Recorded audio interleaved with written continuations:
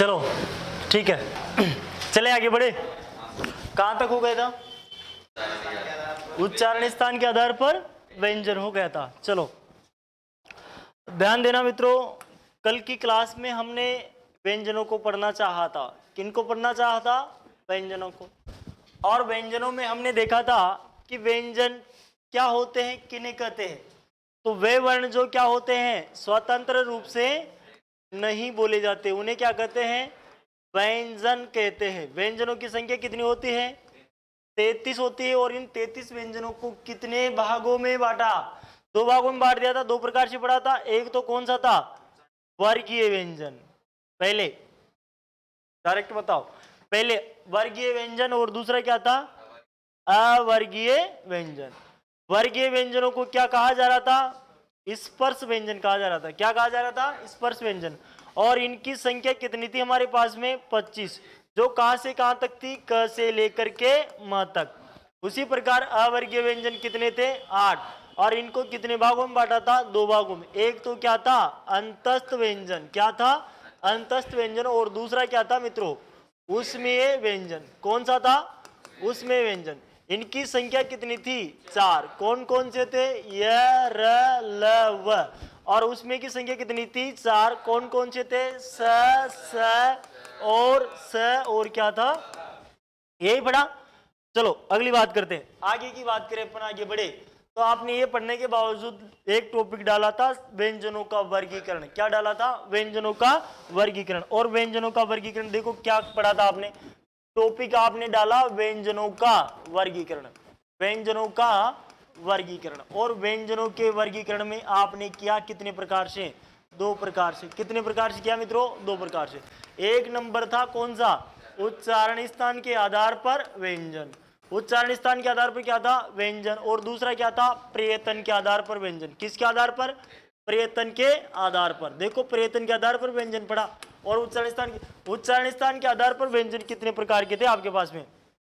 बताओ। 7 प्रकार के पढ़े थे ना?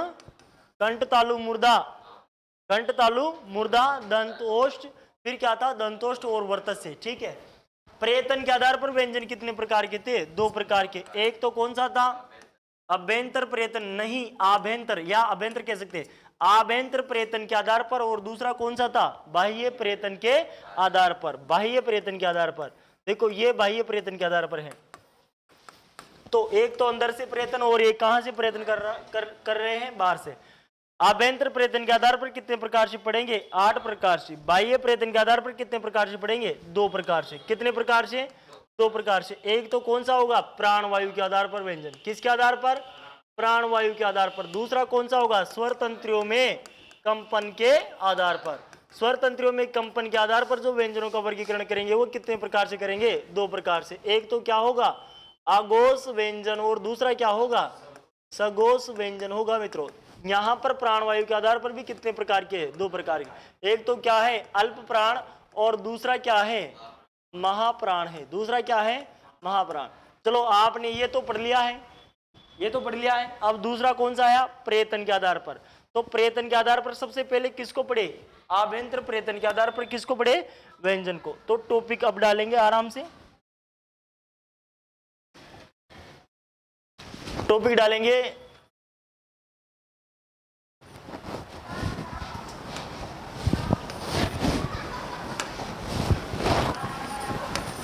आभ्यंतर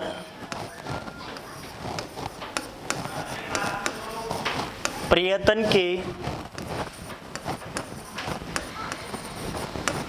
आधार पर व्यंजन। और इस आधार पर व्यंजनों का वर्गीकरण कितने प्रकार से करेंगे मित्रों? 8 प्रकार से। देखो आभ्यंतर प्रयत्न के आधार पर व्यंजनों का वर्गीकरण हम 8 प्रकार से करेंगे। सबसे पहला होगा आपका स्पर्शी व्यंजन। कौन सा व्यंजन होगा? स्पर्शी। अब ध्यान देना तुम लोग, ये मेरे साथ साथ लिख लेना, मैं लिख रहा हूं नाम, लेकिन लाइन छोड़ते जाना। एक लाइन में लिखना, फिर दूसरी लाइन खाली, फिर तीसरी में। स्पर्शी व्यंजन। दूसरा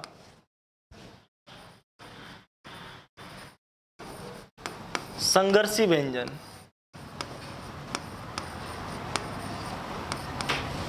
तीसरा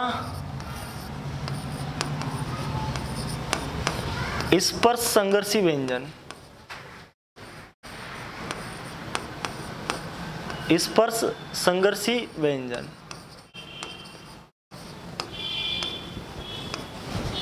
चौथा है संघर्षहीन व्यंजन।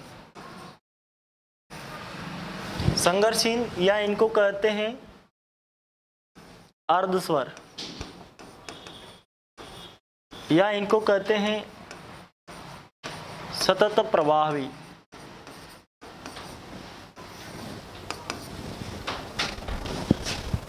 पांचवा है पार्श्विक या बगलीय व्यंजन। 6 नंबर है मित्रों लुंठित, या इसी को कहते हैं प्रकंपित।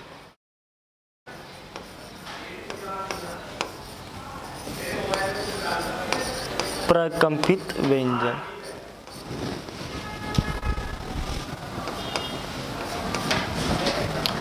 उसी प्रकार मित्रों 7 नंबर का है आपका नासिक्य व्यंजन।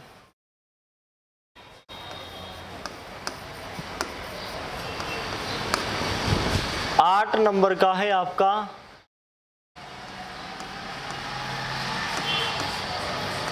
उत्क्षिप्त व्यंजन, इसी को ही कहते हैं फेंका हुआ वर्ण, इसी को ही कहते हैं अतिरिक्त वर्ण, इन्हीं को ही कहते हैं नव विकसित, और इन्हीं को ही कहते हैं ताड़न जात।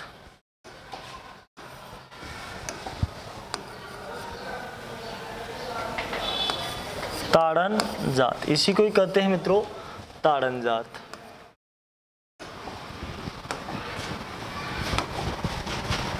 इसी को ही ताड़न जात कहते हैं।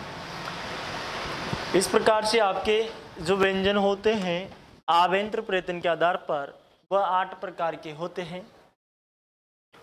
एक बार लाइन छोड़ कर लिख लेंगे, फिर एक एक की अपन बात करेंगे।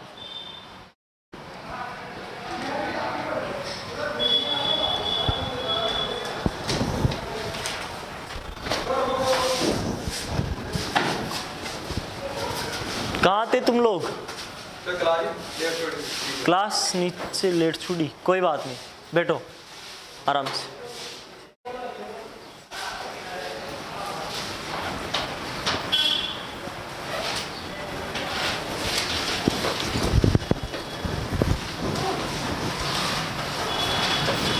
लिख लिया?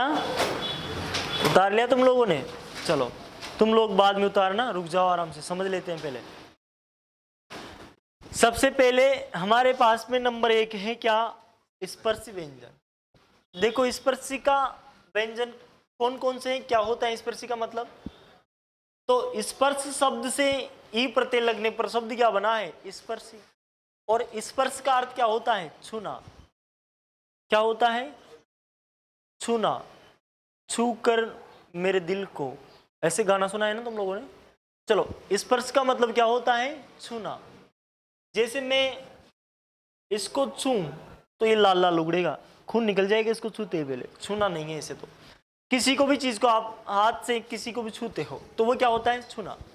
देखो इसको स्पर्शी क्यों कहते हैं तो वो सुनना, जब हम इन वर्णों को बोलते हैं स्पर्शी वर्णों को, तो फेफड़ों से उठी हुई हवा हमारे वाग यंत्र से क्या होती है? बाहर निकलती है।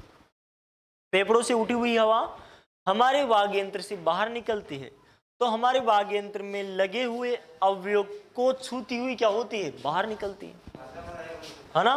क्या होता है भाई लोगों, जब हम बोलते हैं तो हमारे फेफड़ों से उठी हुई हवा हमारे वाग यंत्र से बाहर निकलती है, तो वह किन्हीं अवयव को क्या करती है, छूती हुई बाहर निकलती है, इसलिए इनको क्या कहते हैं, स्पर्शी व्यंजन कहते हैं, है ना। देखो सबसे पहली बात, स्पर्शी छुएंगे इसलिए क्या कहते हैं, इनको स्पर्शी व्यंजन कहते हैं। संख्या पूछे तो बताना कितनी है, 16। कितनी है मित्रों, 16। 16 संख्या है इनकी। बात करें कौन कौन से हैं, तो प्रत्येक वर्ग के 4 वर्ण, प्रत्येक वर्ग के कितने वर्ण, 4 वर्ण, लेकिन च वर्ग को छोड़कर, किसको छोड़कर, च वर्ग को, च माइनस कर दिया, बाकी जितने भी वर्ग बचे आपके पास में उनके 4 वर्ण लेंगे। जैसे कौन सा वर्ण आएगा, कौन सा वर्ग आएगा, क वर्ग, क वर्ग, फिर दूसरा च तो छोड़ ही दिया, फिर कौन सा आएगा, ट वर्ग, फिर कौन सा आएगा, त, और फिर कौन सा आएगा, प। यानी कि क, ट और त और प। इसके कितने वर्ण, 4, इसके भी कितने, 4, इसके भी कितने, 4, इसके भी कितने, 4, इन चारों के 4 4 हैं, इसका मतलब 4 चौक कितने, 16, और 16 ही क्या होते हैं, आपके स्पर्शी व्यंजन होते हैं। अब देखो यहां पर कौन सा छोड़ेंगे अपन, इसका 5वां, क वर्ग का 5वां, इसका भी कौन सा छोड़ेंगे, 5वां, इसका भी कौन सा छोड़ेंगे, 5वां, और इसका भी कौन सा छोड़ेंगे, 5वां। यानी कि इन चारों वर्गों के वर्णों का कौन सा कर्म छोड़ दिया अपन ने, कौन सा वर्ण छोड़ दिया, 5वां। यानी कि क का कौन सा छूटेगा, अंग, कौन सा छूटेगा, अंग, ट का कौन सा छूटेगा, अण, त का कौन सा छूटेगा, न, और प का कौन सा छूटेगा, म। तो इन सबको छोड़कर बाकी बचे जो वो क्या है, स्पर्शी व्यंजन, और च वर्ग भी छूट गया। तो 5 वर्गों में से 4 वर्ग ही लिए, 4 वर्ग के भी कितने वर्ण लिए, 4 वर्ण लिए। ये क्या होते हैं, आपके स्पर्शी व्यंजन होते हैं। ध्यान देना मित्रों, यदि आपसे प्रश्न पूछे कि स्पर्श व्यंजन कितने होते हैं, स्पर्श, तो कितने बताओगे, 25। कितने बताने, 25। स्पर्श व्यंजनों को वर्गीय व्यंजन भी कहते हैं कि नहीं कहते, वहां पर लिखा था अपन ने। तो स्पर्श व्यंजनों को वर्गीय व्यंजन कहते हैं। इनकी संख्या कितनी होती है, 25 होती है। स्पर्शी व्यंजनों की संख्या कितनी होती है, 16। कितनी होती है, 16। क, ट, त और प, इन चारों वर्गों के कितने वर्ण, 4 वर्ण। कौन सा छोड़ दिया, 5वां। आगे बात समझ में, कितने हो गए, 16। आगे बढ़ते हैं। अगला क्या आया मित्रों, संघर्षी व्यंजन। संघर्ष का मतलब क्या होता है, जो अपन करते हैं, संघर्ष आप कर रहे हो, नौकरी के लिए संघर्ष कर रहे हो, है ना, मेहनत। संघर्ष का मतलब क्या है, कुल मिलाकर, है ना, नौकरी के लिए कर रहे हो ना, पक्का पढ़ने का तो कौन फिर, चलो है ना, नौकरी के बाद, है ना, नौकरी के लिए कर रहे हो, चलो ध्यान देना। तो संघर्षी व्यंजन, संघर्ष का मतलब क्या होता है मित्रों, मेहनत होता है। तो जब हम बोलते हैं इन संघर्षी व्यंजनों को, तो फेफड़ों से उठी हुई हवा हमारे वाग यंत्र से क्या होती, बाहर निकलती।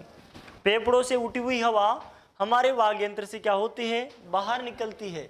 अब जब बाहर निकलती है हवा, तो हवा को क्या करना पड़ता है, संघर्ष करना पड़ता है। क्या करना पड़ता है, संघर्ष।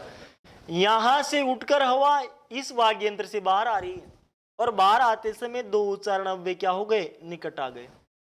आगे जैसे ही उच्चारण अव्यय निकट आए, तो हवा यहां पर फंस गई। क्या हो गया, हवा फंस गई। अब हवा को क्या करना पड़ रहा है, यहां से निकलने के लिए रगड़ खानी पड़ रही है। क्या खानी पड़ रही है, रगड़, और रगड़ खाकर क्या हो रही है, बाहर निकल रही है। तो हवा को क्या करना पड़ रहा है, संघर्ष करना पड़ रहा है। इसलिए इनको क्या कहते हैं, संघर्षी व्यंजन कहते हैं। क्या कहते हैं मित्रों, संघर्षी व्यंजन।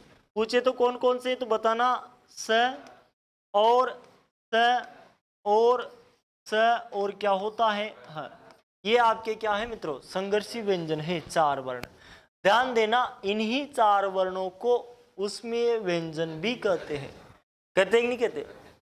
इसका कारण क्या है, उष्मीय शब्द उष्म से बना है, किससे, उष्म का मतलब गर्म होता है। क्या होता है, गर्म। उष्मीय शब्द उष्म से बना है, जिसका अर्थ क्या होता है, गर्म। इन वर्णों को जब हम बोलते हैं, तो हवा गर्म होकर क्या होती है, बाहर निकलती है। इसलिए इनको क्या कहते हैं, उष्मीय व्यंजन कहते हैं। आज रात को 12-1 बजे उठना, बाहर जाना, ऊपर छत में जाना, हाथों को ठंडा कर लेना बहुत ज्यादा, और फिर आगे मुके लगाकर और कहना सी सी सी सी सी सी सी सी सी सी, है ना, और आपकी हथेली क्या हो जाएगी, गर्म हो जाएगी। जब हमें सी लगता है यानी कि ठंड लगती है तो अपन के मुंह से क्या निकलता है, सी सी सी सी सी सी, है ना, सी लग रहा है भैया। चलो खैर, तो इसीलिए इनको क्या कहते हैं, उसमें व्यंजन कहते हैं। संख्या कितनी है, 4। कौन कौन से हैं, स स स। हो गई बात, आगे बढ़ते हैं। अगला कौन सा आया, स्पर्श संघर्षी व्यंजन। स्पर्श संघर्षी व्यंजन क्या होते हैं वो सुनो। वे व्यंजन या फिर वे वर्ण जिनको बोलने पर क्या करना पड़ता है, स्पर्श भी होता है और क्या करना पड़ता है, संघर्ष भी करना पड़ता है।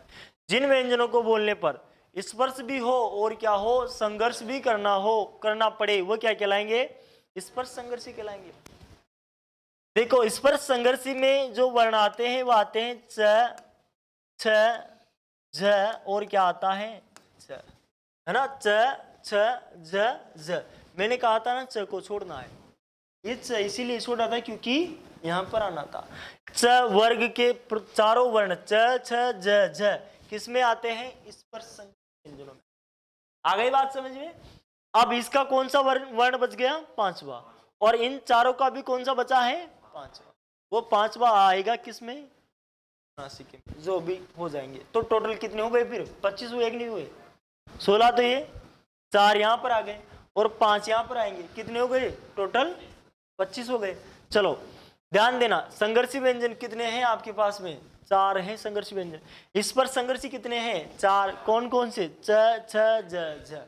आ गई बात समझ। अगला दूसरा है अपन का नंबर 4 में आता है जो संघर्षहीन। संघर्षहीन, मेहनत कुछ भी नहीं करनी पड़ रही, बना मेहनत करिए नौकरी लाग गया, बना मेहनत करिए छोकरी मल गई। ध्यान देना, तो संघर्षहीन यानी कि क्या होता है, संघर्षहीन में हमें मेहनत कुछ भी नहीं करनी पड़ती। कैसे, इन वर्णों को जब हम बोलते हैं तो फेफड़ों से उठी हुई हवा हमारे वाग यंत्र से क्या होती है, बाहर निकलती है। फेफड़ों से उठी हुई हवा हमारे वाग यंत्र से, वाग यंत्र जानते ही हो, बाहर निकलती है। तो हवा बिना रुके बिना संघर्ष करे क्या होती है, बाहर निकल जाती है। जैसे इसमें क्या करना पड़ रहा था, हवा जब बाहर निकल रही थी तो 2 उच्चारणों में निकट आ रहे थे और हवा को क्या करना पड़ रहा था, रगड़ खाना पड़ रहा था, रगड़ खाना पड़ रहा था और संघर्ष करना पड़ रहा था। लेकिन यहाँ पर हवा जैसे निकलेगी तो हवा को संघर्ष नहीं करना पड़ेगा, यहाँ से उठी और आराम से क्या हो गई, बाहर निकल गई। इसीलिए इनको क्या कहते हैं, संघर्षहीन कहते हैं। मित्रों ध्यान देना, अर्धस्वर इसलिए कहा जाता है क्योंकि ये व्यंजन और स्वर के बीच में आते हैं। कहां पर आते हैं, व्यंजन और स्वर के बीच में, अंतस्थ, इसीलिए इनको अंतस्थ भी कहते हैं। ध्यान देना, या फिर अपन यूं कह सकते हैं कि इन वर्णों को बोलने पर जो उच्चारण होता है वो स्वरों के जैसा होता है। कैसा होता है, स्वरों के जैसा, स्वरों के समान उच्चारण होने के कारण इनको क्या कहते हैं, अपन अर्धस्वर कहते हैं। ध्यान देना, एक बार बोलो क्या, ये इसको बोलो क्या, तो इसके जैसा उच्चारण हो रहा है कि थोड़ा थोड़ा, इसलिए इसको क्या कहते हैं, अपन अर्धस्वर कहते हैं। यहां पर अर्धस्वर की यदि अपन बात करें तो 2 वर्ण आते हैं, एक तो क्या ये और क्या आता है वह। तो संघर्षहीन, संघर्ष नहीं करना पड़ रहा, अर्धस्वर स्वरों के समान उच्चारण हो रहा है। सतत प्रवाह भी क्यों कहते हैं, जब फेफड़ों से उठी हुई हवा बाहर निकलती है तो सतत का मतलब होता है निरंतर। क्या होता है, निरंतर का मतलब होता है बिना रुके। क्या होता है मित्रों, बिना रुके। तो जब इन वर्णों को अपन बोलते हैं तो हवा फेफड़ों से उठकर बिना रुके वाग यंत्र से क्या हो जाती है, बाहर निकल जाती है। इसलिए इनको क्या कहते हैं मित्रों, सतत प्रवाही कहते हैं। क्या कहते हैं, सतत प्रवाही कहते हैं। और इनकी संख्या कितनी होती है, 2। बात खत्म, सतत प्रवाही भी हो गया। अब हमारे पास में कौन सा आता है, पार्श्विक व्यंजन। देखो पार्श्विक व्यंजन की यदि अपन बात करें तो यहाँ पर पहले शब्द को समझते हैं। शब्द इसमें मित्रों है पार्श्व। क्या शब्द है, पार्श्व। और पार्श्व का अर्थ होता है आसपास। क्या होता है, आसपास। क्या होता है, आसपास। या होता है अगल बगल। क्या होता है, अगल बगल। तू मेरे अगल बगल है, गाना सुना है तुम लोगों ने, है ना, सुना करो, गाने अच्छे होते हैं सुनने के लिए। ध्यान देना, तो पार्श्व का अर्थ क्या होता है, अगल बगल। कौन सी फिल्म का गाना है, चलो हीरो कौन सा है, तुम लोग बहुत कमजोर हो मेरे हिसाब से है ना। वर्ण ध्वन के शाहिद कपूर है, वर्ण ध्वन कंफर्म, खैर जो भी होगा देखेंगे चलो, तो पार्श्व का मतलब क्या होता है मित्रों, अगल बगल। पार्श्व का मतलब अगल बगल होता है। अब जब इस पार्श्विक व्यंजन को बोलते हैं तो होता क्या है कि हमारी जीभ हमारे मुख में इस प्रकार से सोई हुई रहती है। क्या होती है? सोई, यानी कि ऐसे लेटी हुई रहती। अब जब लेटी हुई रहे और उसमें कोई पानी का छींटा लगा दे तो वो जगेगी नहीं जगेगी? जगेगी। तो पानी का छींटा कहाँ से लगेंगे? फेफड़ों से लगेंगे, यानी कि हवा जैसे उठ के बाहर निकलने की कोशिश करेगी तो जीभ उठेगी। ध्यान देना, हमारी जीभ इस प्रकार से पड़ी रहती है। जब इस वर्ण को बोलते हैं अपन तो जीभ इस प्रकार से उठती है, ऐसे ऊपर जाती है, ऊपर जाकर हमारे मुख को बंद कर देती है। ये जो सामने वाला मुख है इसको क्या कर देती है? बंद कर देती है। और बंद करने के बावजूद हवा जो होती है वह हमारे अगल बगल से निकलती है। कहाँ से निकलती है? अगल बगल से। इसलिए इसको क्या कहते हैं? पार्श्विक व्यंजन कहते हैं। हुआ क्या, जीभ पड़ी है, पानी का छांटा लगाया, जीभ उठ गई और हवा अगल बगल से निकल गई, क्योंकि जीभ ने मुख को क्या कर दिया? बंद कर दिया। ठीक है, इसलिए इसको पार्श्विक व्यंजन बोलकर देखो, ल ल ल। उठ गए ना? उठ गई होगी तुम लोग। अब जिसकी नहीं उठी उसकी जीभ ही खराब है ना। ध्यान देना, तो उठ गई ल ल ल ल ल ल ल ल ल ल ल, है ना, कह देते हैं ना अपन ल ल ल ल ल ल, है ना। तो वही ल। ध्यान देना मित्रों, यहाँ पर पार्श्विक में कौन सा आएगा? ल आएगा, ल वर्ण आएगा। ध्यान देना, पार्श्विक में ल वर्ण आएगा।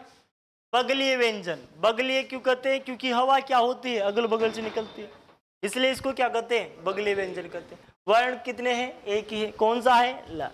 आगे बढ़ते हैं, लुंठित आता है। लुंठित का मतलब होता है लुढ़कना। क्या होता है? सामान्य भाषा में कहते हैं गुड़कना।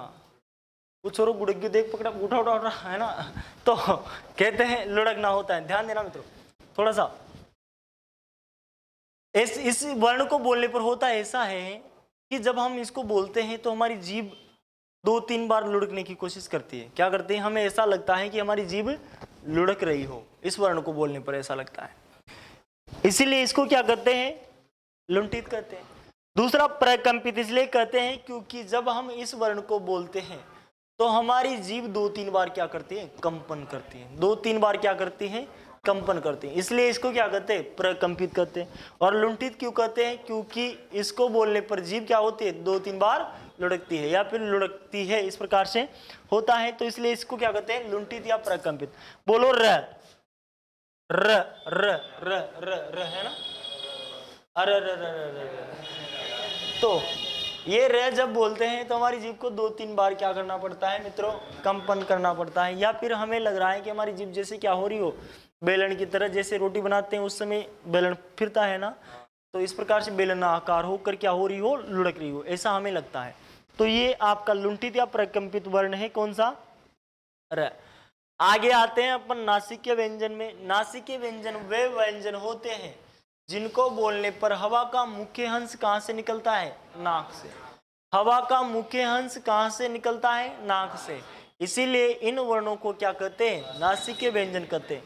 प्रत्येक वर्ग का 5वां वर्ण नासिकीय व्यंजन कहलाता है। क्या कहलाता है? प्रत्येक वर्ग का। अब प्रत्येक वर्ग का यानी कि वर्ग कितने हैं? 5। तो प्रत्येक वर्ग के कितने वर्ण आएंगे? 5 ही वर्ण आएंगे। तो ध्यान देना, यहां से एक तो है आपका क्या? अंग, एक है आपका ञ, एक है आपका ण, और एक है न, और एक है क्या?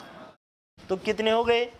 5। ये क्या कहलाते हैं? नासिक। ध्यान देना, 5 यहां छोड़ा था ना अपन ने, ये 5 यहां पर आ गया।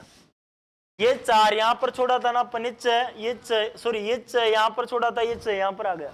तो वे टोटल 25। तो स्पर्शी कौन से होते हैं? स्पर्श संघर्षी कौन से होते हैं और नासिक के कौन से होते हैं? आ गई बात समझ में? अब ध्यान देना, नासिक के व्यंजन में हमने पढ़ा कि हवा का मुख्य अंश कहां से निकलता है? नाक से। इन व्यंजनों की विशेषता यह है कि यदि हमें बहुत ज्यादा जुकाम हो रहा हो, नाक बह रहे हो, तो कभी इनको नहीं बोलना चाहिए, है ना, नहीं तो कुछ भी हो सकता है। खैर जो भी, अगला जो वर्ण आता है हमारा वो क्या है? उत्क्षिप्त। क्या है मित्रों? उत्क्षिप्त। उत्क्षिप्त की यदि अपन बात करें तो उत्क्षिप्त का अर्थ होता है फेंका हुआ। क्या होता है मित्रों? फेंका हुआ, फेंका हुआ, इसीलिए इनको क्या कहते हैं, फेंका हुआ वर्ण कहते हैं।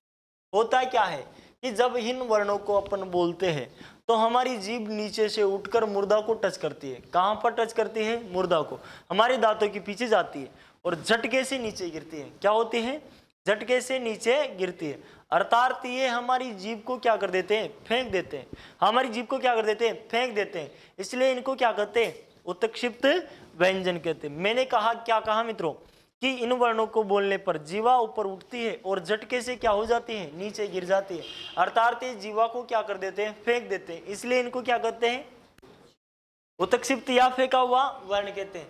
अतिरिक्त वर्ण इसलिए इनको कहते हैं क्योंकि अन्य वर्णों के अलावा हैं, ये जितने वर्ण अपन ने पढ़े इनके अलावा दूसरे आए हैं, इसलिए इनको क्या कहते हैं, अतिरिक्त वर्ण कहते हैं।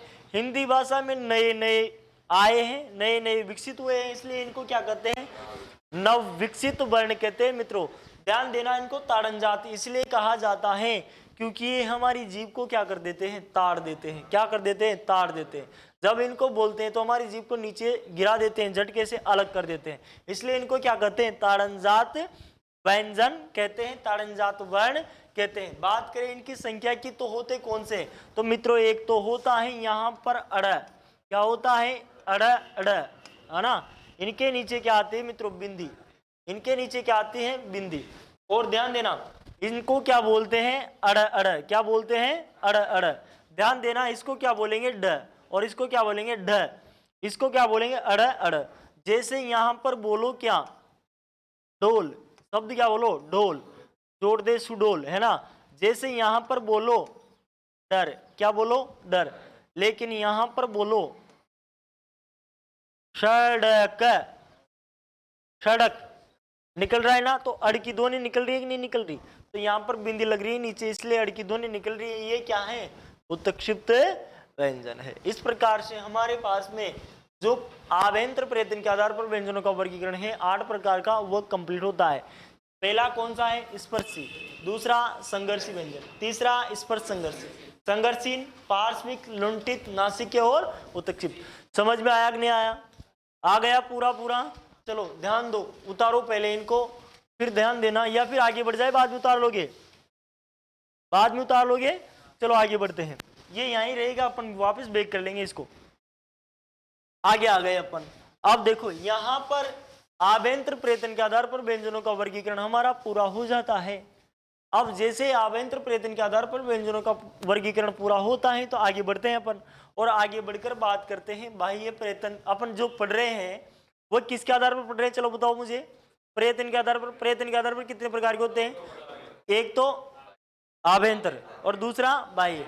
तो आभ्यंतर पढ़ लिया तो कौन सा आएगा, चलो दूसरा टॉपिक है बाह्य प्रयत्न के आधार पर व्यंजन।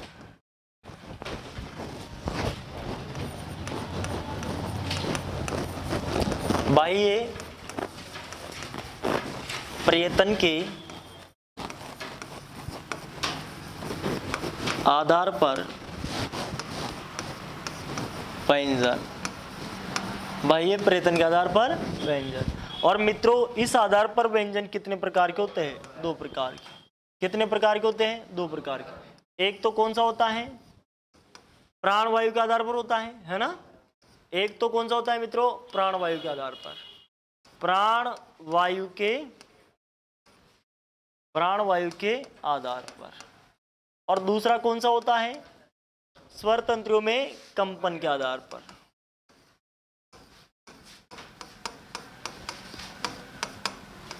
स्वर तंत्रियों में कंपन के आधार पर। ध्यान दीजिएगा, प्राणवायु के आधार पर कितने प्रकार के होते हैं, 2 प्रकार के। एक तो कौन सा है,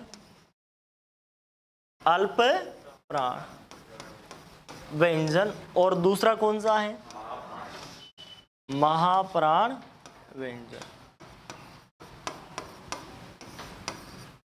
देखो दूसरा कौन सा है मित्रों, महाप्राण व्यंजन। इस प्रकार से है। यहां पर स्वर तंत्रियों में कंपन के आधार पर कितने प्रकार का है, 2 प्रकार का। एक तो कौन सा है, अघोष है, और दूसरा कौन सा है, सघोष है। ठीक है। तो प्राणवायु के आधार पर अल्प प्राण व्यंजन और महाप्राण व्यंजन, स्वर तंत्रियों में कंपन के आधार पर अघोष व्यंजन और सघोष व्यंजन। देखो बाह्य प्रयत्न के आधार पर पढ़ रहे हैं तो सबसे पहले अपन ने वर्गीकरण दो प्रकार से कर लिया, तो सबसे पहले अपन एक को पढ़ेंगे, और एक कौन सा आया हमारा, प्राणवायु के आधार पर व्यंजन। तो प्राणवायु के आधार पर व्यंजनों को पढ़ते हैं, तो स्वर तंत्रियों में कंपन के आधार पर व्यंजनों को क्या कर देते हैं, हटा देते हैं। इसको क्या कर लेंगे अपन, बाद में पढ़ लेंगे। चलो, स्वर तंत्रियों में कंपन के आधार पर व्यंजनों को क्या कर देते हैं मित्रों, हटा देते हैं। ध्यान देना, यहाँ पर ये प्राणवायु के आधार पर कितने प्रकार के हो गए आपके पास में, दो प्रकार के। अब इसको पढ़ते हैं। सबसे पहले यहाँ पर हमारा कौन सा है, अल्प प्राण व्यंजन, और दूसरा कौन सा है, महाप्राण व्यंजन। देखो अल्प का मतलब क्या होता है, थोड़ा। अल्प का मतलब क्या होता है, थोड़ा। और ध्यान देना, प्राणवायु का मतलब क्या होता है, ये जो हमारी हवा निकलती है यहाँ से, वो क्या कहलाती है, आपकी प्राणवायु। जो हवा निकलती है उसको क्या कहते हैं, प्राणवायु कहते हैं। ये प्राणवायु 2 मिनट भी रुक जाए तो हमारी प्राणों की आहुति हो जाए, तो ये रुकनी नहीं चाहिए, ये चलती रहनी चाहिए। जिस दिन भी रुक जाएगी 2 मिनट के लिए, उस दिन तुम लोग कहाँ पर चले जाओगे, स्वर्ग। वैसा जरूरी नहीं कि तुम स्वर्ग ही जाओ, ध्यान देना, कह रहे तुम्हारे कर्म बताएं। चलो, तो अल्प प्राण व्यंजन और महाप्राण व्यंजन। प्राणवायु का मतलब हवा से है। वे वर्ण जिनको बोलने पर कम प्राणवायु की आवश्यकता पड़ती है उनको क्या कहते हैं, अल्प प्राण। और वे व्यंजन जिनको बोलने पर अधिक प्राणवायु की क्या पड़ती है, आवश्यकता पड़ती है, उनको क्या कहते हैं, महाप्राण व्यंजन कहते हैं। उनको क्या कहते हैं मित्रों, महाप्राण व्यंजन कहते हैं। उनको क्या कहते हैं, महाप्राण व्यंजन कहते हैं। देखो, वे व्यंजन जिनको बोलने पर क्या होता है, कम प्राणवायु की आवश्यकता पड़ती है, उनको क्या कहते हैं, अल्प प्राण। और वे व्यंजन जिनको बोलने पर अधिक प्राणवायु की क्या पड़ती है, आवश्यकता पड़ती है, उनको क्या कहते हैं, महाप्राण। अब यहाँ पर हमें कितने व्यंजनों का वर्गीकरण करना है मित्रों, 33 का। कितने का करना है, 33 का, क्योंकि हम वर्गीकरण भी किनका कर रहे हैं, व्यंजनों का कर रहे हैं, इसलिए व्यंजन हमारे पास में कितने हैं, 33। और इन 33 व्यंजनों का अपन क्या करते हैं, वर्गीकरण।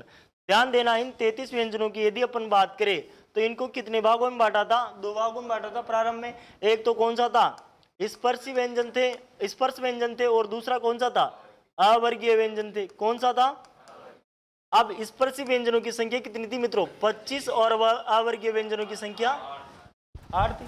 हाँ ठीक है भाई, राम राम। ध्यान देना, स्पर्श व्यंजन जो 25 थे उनको कितने वर्गों में बांट दिया था, 5 वर्गों में। कितने वर्गों में, 5 वर्गों में। क और च और ट और त और क्या प, इन सब में कितने वर्ण हैं, 5 वर्ण हैं। ये एक गमला बन गया 25 का, और इनमें सभी में कितने आम आएंगे, यानी कि कितने फल आएंगे, 5 5।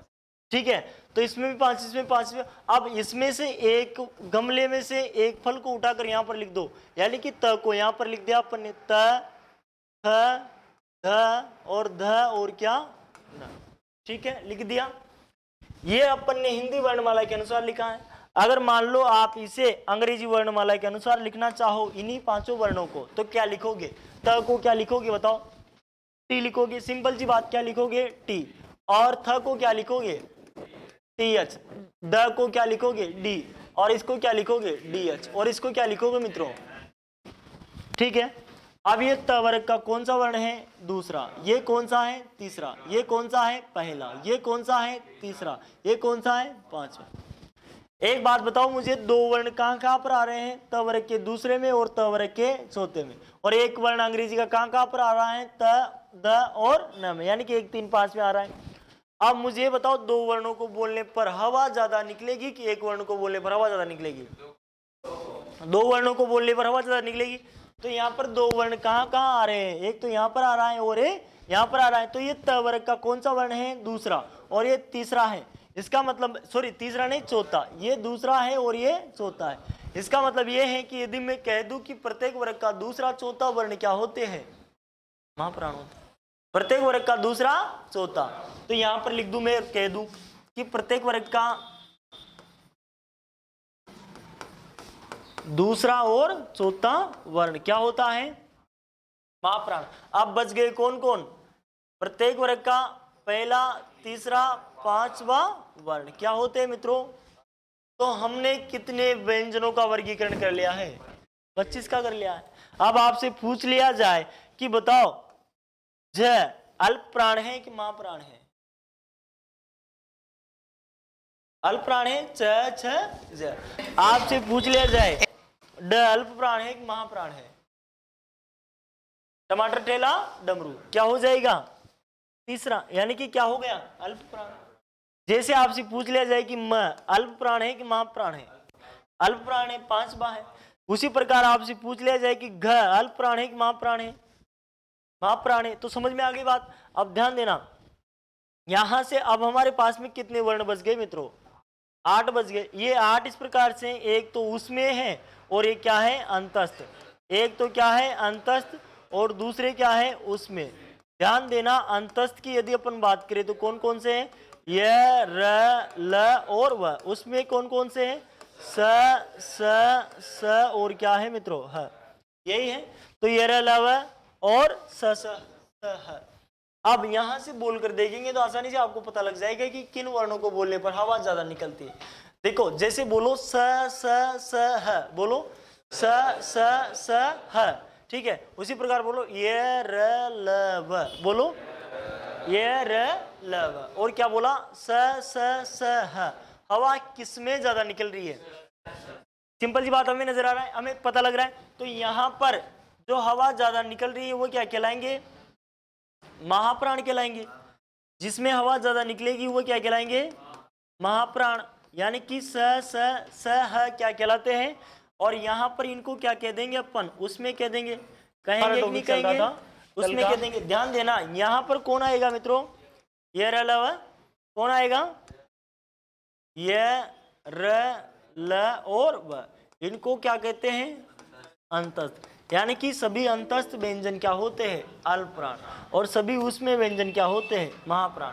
प्रत्येक वर्ग का पहला तीसरा पांचवा वर्ण क्या होता है अल्प प्राण, प्रत्येक वर्ग का दूसरा चौथा वर्ण क्या होता है महाप्राण। हो गया। अब आपसे संख्या की बात करूं मैं कि अल्प प्राण व्यंजनों की संख्या कितनी है,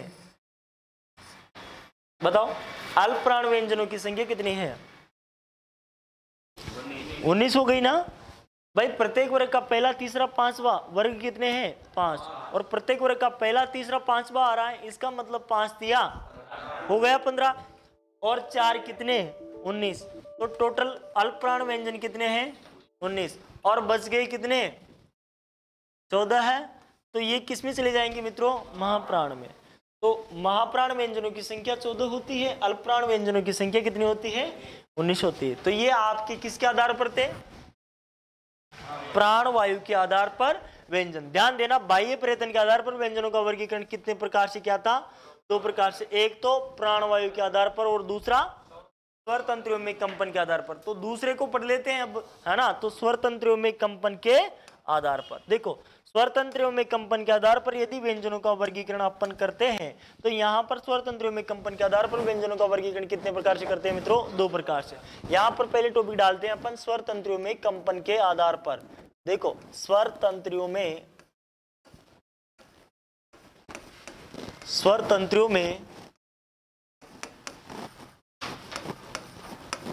कंपन के आधार पर और स्वर तंत्रियों में कंपन के आधार पर कितने प्रकार के होते हैं, 2 प्रकार के। देखो 2 प्रकार में यदि अपन बात करते हैं तो एक तो होता है मित्रों अघोष व्यंजन, पहले क्या लिख लेंगे अपन अघोष व्यंजन, और दूसरा लिख लिया सघोष। क्या लिख लिया मित्रों, सघोष। सघोष या सघोष कोई क्या कह देते हैं, घोष कह देते हैं, है ना। सघोष कोई क्या कह देते हैं, घोष, घोष व्यंजन। ठीक है मित्रों, ध्यान देना, अघोष यहां पर क्या आएगा व्यंजन, अघोष यहां पर क्या आ गया व्यंजन। सबसे पहले इनका वर्गीकरण अपन ने स्वर तंत्रों के आधार पर कितने प्रकार से किया, 2 प्रकार से। अपन किनका वर्गीकरण कर रहे हैं मित्रों, व्यंजनों का। व्यंजन हमारे पास में वापस से कितने ही हैं 33। अब उन 33 को पहले बाद में लेंगे, लेकिन पहले अपन इसका अर्थ समझते हैं, इनकी परिभाषाएं समझते हैं।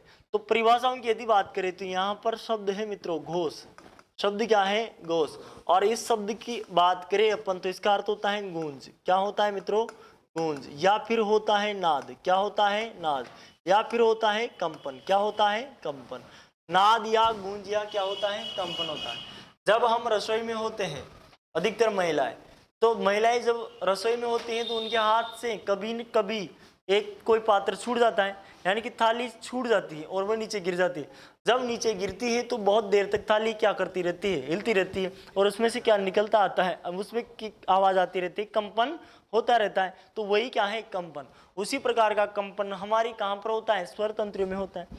अब ध्यान देना, किन्हीं स्वरों को बोलने पर तो स्वर तंत्रियों में कंपन होता है, किन्हीं को बोलने पर नहीं होता, है ना। अब वो कौन से स्वर होंगे जिनको बोलने पर कंपन होता है, जिनको बोलने पर कंपन नहीं होता। और ध्यान देना, ये घोष का मतलब क्या है, सघोष का मतलब क्या है। तो मैंने घोष का मतलब समझाया आप लोगों को, क्या होता है, कंपन या नाद या गूंज। और यहाँ पर क्या लगा हुआ है इस शब्द में, उपसर्ग। क्या लगा हुआ है, उपसर्ग लगा हुआ है। और जो उपसर्ग जहां पर भी लगा होता है वहां पर किसका अर्थ देता है, नहीं का। किसका अर्थ देता है मित्रों, नहीं का अर्थ देता है। तो यहाँ पर नहीं का अर्थ दे दिया है किसने, ने। अब यहाँ पर परिभाषा क्या बन गई कि वे वर्ण जिनको बोलने पर स्वर तंत्रियों में कंपन या गूंज या नाद नहीं होती, उनको क्या कहते हैं, अघोष व्यंजन कहते हैं। और सघोष, सघोष शब्द की यदि अपन बात करें तो यहाँ पर घोष शब्द में कौन सा उपसर्ग जुड़ा हुआ है, स। कौन सा उपसर्ग जुड़ा हुआ है, और स उपसर्ग किसका अर्थ देता है, सहित का। किसका, सहित का। तो ध्यान देना, वे व्यंजन जिनको बोलने पर स्वर तंत्रियों में क्या होता है, कंपन होता है, नाद होता है, गूंज होती है, अर्थात नाद गूंज कंपन के साथ बोले जाते हैं, उनको क्या कहते हैं, सघोष व्यंजन होते हैं, कहलाते हैं। तो परिभाषा तो कंपन होगा तो सघोष, कंपन नहीं होगा तो अघोष। ध्यान देना। अब कौन कौन से होते हैं, अपन बात करते हैं इन 33 व्यंजनों में से। तो ध्यान देना, एक नहीं, दो नहीं, एक नहीं, दो नहीं, तीनों स, एक नहीं, दो नहीं, तीनों स, तीनों स अघोषित निकले या अघोषित है ना। एक दो नहीं, तीनों से क्या है, अघोषित। एक लाइन याद करेंगे, एक दो नहीं, तीनों से क्या है, बोलो एक बार, एक दो नहीं, तीनों से क्या है। इसका मतलब प्रत्येक वर्ग का पहला, दूसरा और तीनों से क्या होते हैं, अघोष होते हैं। तो ध्यान देना, यहां पर लिख लेंगे अपन प्रत्येक वर्ग का, प्रत्येक वर्ग का पहला और दूसरा क्या होते हैं, अघोष वर्ण होते हैं, और तीनों सभी क्या किस में आते हैं, अघोष में। ठीक है मित्रों। अब यहां पर कौन कौन बच गया, प्रत्येक वर्ग का कौन कौन सा बच गया, बोलो। प्रत्येक वर्ग का तीसरा, चौथा, पांचवा वर्ण क्या होता है, सघोष होते हैं। उसी प्रकार बचा कौन, ये, र, ल, व, और कौन बच गया, ह भी तो बचा है। तो इसका मतलब ये ह भी आ गया इसमें, किसमें, सघोष में। तो एक लाइन याद करेंगे, कौन सी, एक दो नहीं, तीनों से अघोषित है, तीनों से क्या है, अघोषित। ठीक है, यहां पर ये कर लेंगे, इधर इस प्रकार से कर लेंगे। अब अघोष व्यंजनों की संख्या यदि आपसे पूछे तो कितनी बताओगे, 13। कितनी बताओगे, 13। प्रत्येक वर्ग का एक, दो, वर्ग कितने हैं, 5, 5 दूनी 10, और 3 कितने, 13। ध्यान देना मित्रों, आपसे पूछे कि सघोष व्यंजनों की संख्या कितनी है तो कितनी बताओगे, 20 बता दोगे। कितनी बता दोगे, 20। तो सघोष व्यंजनों की संख्या कितनी हो गई, 20 हो गई, और अघोष व्यंजनों की संख्या कितनी हो गई, 13 हो गई। ठीक है। अब ध्यान देना, अभी अभी हमने यहां पर पढ़ा था प्राणवायु के आधार पर, प्राणवायु के आधार पर व्यंजन कितने प्रकार के थे, अल्प प्राण और महाप्राण। आपने पढ़ लिया था कि अल्प प्राण व्यंजनों की संख्या कितनी होती है, 19, और महाप्राण व्यंजनों की संख्या कितनी होती है, 14। लेकिन ध्यान देना मित्रों, परीक्षा में इस प्रकार का प्रश्न भी पूछ लिया जाता है कि सभी स्वर होते हैं अल्प प्राण या फिर महाप्राण, क्या होते हैं सभी स्वर, अल्प प्राण होते हैं कि महाप्राण होते हैं। तो सभी स्वर अल्प प्राण होते हैं, क्या होते हैं। आपसे पूछ ले कि यू होती है तो महाप्राण का अल्प प्राण, तो क्या कहोगे, अल्प प्राण होता है। जैसे आपसे पूछ ले कि री होती है महाप्राण के अल्प प्राण, तो क्या कहोगे। तो सभी स्वर क्या होते हैं मित्रों, अल्प प्राण। ध्यान देना, ये क्या है, यज्ञ वाला, क्या है, यज्ञ वाला। और हमेशा स्वर किसके पीछे पड़ते हैं, यज्ञ वाले के पीछे पड़ते हैं। किसके पीछे पड़ते हैं, यज्ञ वाले के पीछे। तू जहां जहां जाएगी हम वहां वहां जाएंगे। यानी कि ये वाला जहां जहां जाता है स्वर भी वहां पर पहुंच जाते हैं। चाहे ये जिम ने जाए, चाहे ये पढ़ने जाए, चाहे ये रोटी फिरने जाए, लेकिन स्वर वहां पर चले जाते हैं। समझ रहे हो तुम लोग? तो ध्यान देना, यहाँ पर ये वाला कहां पर है? अल्प प्राण में। तो स्वर भी कहां पर आने हैं? अल्प प्राण में आते हैं। यानी कि सभी स्वर क्या होते हैं? अल्प प्राण होते हैं। अब ध्यान देना, अल्प प्राण व्यंजनों की संख्या कितनी होती है और अल्प प्राण स्वरों की संख्या कितनी होती है? 11। अल्प प्राण स्वरों की संख्या कितनी होती है? 11। क्योंकि सभी स्वर क्या होते हैं? अल्प प्राण, तो संख्या भी कितनी आएगी? 11 आएगी। अब आपसे पूछ ले कि अल्प प्राण वर्णों की संख्या कितनी होती है? अल्प प्राण वर्णों की संख्या कितनी हो जाएगी? 30 हो जाएगी ना, क्योंकि 19 तो व्यंजन जुड़ेंगे और 11 स्वर जुड़ेंगे, और स्वर और व्यंजन को क्या कहते हैं अपन? वर्ण कहते हैं। तो अल्प प्राण वर्णों की संख्या कितनी हो जाएगी? 30। अल्प प्राण व्यंजनों की संख्या कितनी हो जाएगी? 19। और अल्प प्राण स्वरों की संख्या कितनी हो जाएगी? 11। यहां तक की बात समझ में आ गई? अगला देखते हैं। मैंने कहा था कि जहां जहां ये जाती है वहां वहां कौन जाता है? स्वर जाते हैं। तो यहां पर अगर आपसे प्रश्न पूछ ले जाए कि सभी स्वर होते हैं घोष या फिर अघोष, तो एक वाला कहां पर है? यहां पर है। यहां पर है, इसका मतलब सभी स्वर भी कहां पर आने हैं? यहां पर आने। तो सभी स्वर क्या होते हैं? घोष होते हैं। सभी स्वर क्या होते हैं? घोष होते हैं। अब ध्यान देना, आपसे पूछे कि घोष स्वरों की संख्या कितनी होती है? 11। घोष स्वरों की संख्या कितनी होती है? 11। और घोष व्यंजनों की संख्या कितनी होती है? 20। और घोष वर्णों की संख्या कितनी होती है? 31 होती है। बात समझ में आई कि नहीं आई? ठीक है, तो ये आज का हमारा मैटर था, हमने पढ़ लिया है ना। अब इनको क्या करेंगे अपन? थोड़ा थोड़ा उतार लेंगे, ठीक है ना। तो